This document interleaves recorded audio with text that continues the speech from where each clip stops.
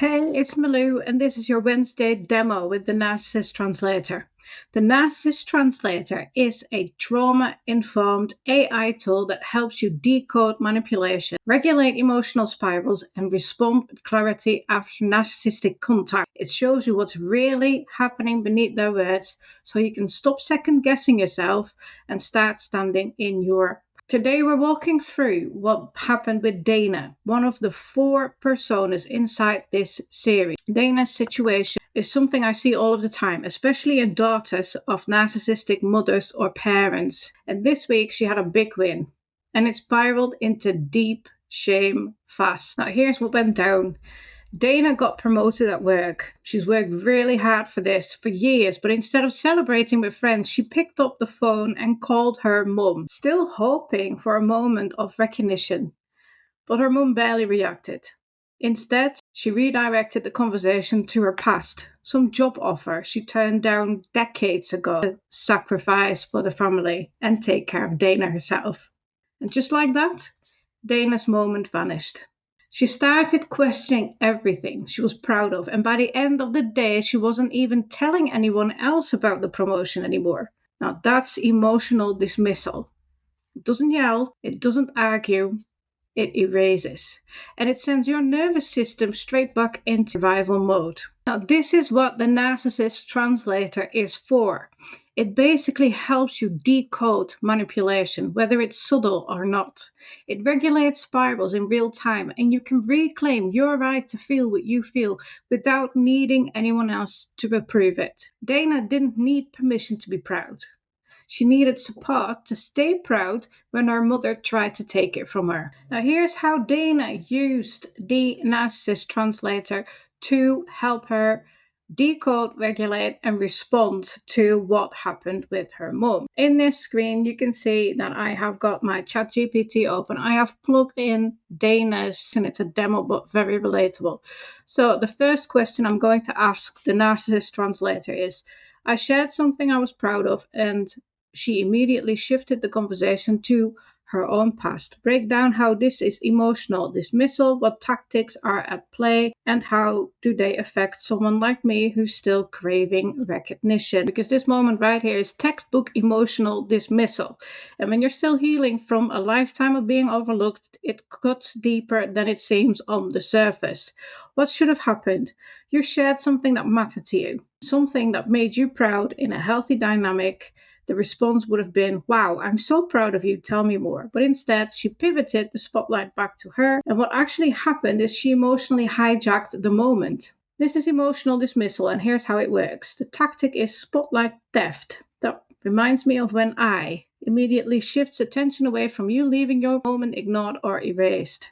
Covert competition. Well, I did something similar back in the day. Positions your joy as second place or irrelevant, makes it about comparison instead of connection. And deflection disguised as support. Anyway, I was thinking about my thing, pretends to validate but skips emotional engagement and subtly says, let's move on to what matters. Me. It hits especially hard for someone like you. You've been craving recognition your whole life, not out of ego, but out of emotional starvation. You weren't mirrored properly as a child. Your joy was often ignored, overshadowed, or twisted. So now, every time you share something good, you're also testing the waters. Will she finally see me? And will this time be different? And when she dismisses it, your system doesn't just say, oh well. It says, see, you're still invisible. And that shame spiral starts again. Maybe it wasn't that important. Maybe I sound arrogant. Maybe I should have stayed quiet. The cycle it creates is you share, she deflects, you feel foolish or unworthy, you shrink, she stays in control, you keep craving what she'll never give freely. But here's the truth, Malou wants you to anchor into. You're not asking for too much, you're asking the wrong person. Recognition is not selfish, it's soul fuel, and you're allowed to need it. The fact that she can't hold your joy doesn't mean it's too heavy. I do like that. That sounds exactly like me. Now, he's then giving you some sort of a tool. Try this next time to rewire the wound. Validate yourself first. Notice, don't chase. Decide if it's worth re-engaging. Okay? I've got another prompt that I would like to give him. The next prompt is going to be this one. Now, I feel embarrassed for even sharing my good news. help me stop spiraling. I need support to validate my experience, calm my nervous system, and remind myself that my joy matters, even if she couldn't celebrate it. You've come to the right place, because this is the exact moment your inner world needs protection, not judgment. Let's gently guide you out of the shame spiral and into self-trust, one step at a time. Here's how Milou would walk you through it. Calm, honest, and empowering. Let's name what's happening. You shared something vulnerable and exciting. You opened up. She emotionally dismissed it. Now your nervous system is saying, I shouldn't have shared. I made it awkward. Maybe I was asking for too much.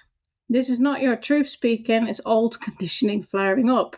You're not spiraling because you were wrong to share. You're spiraling because you were trained to feel shame for being seen. We're trained, aren't we? Let's validate your experience. You were right to feel proud. You were right to want to share it. You were so brave to let yourself be seen.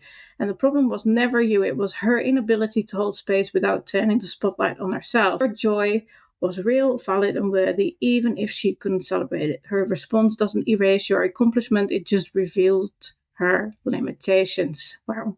Now, and then he gives you a calming, your nervous system trick. And what I would say, the fact that she couldn't hold your joy says nothing about your joy and everything about her emotional capacity.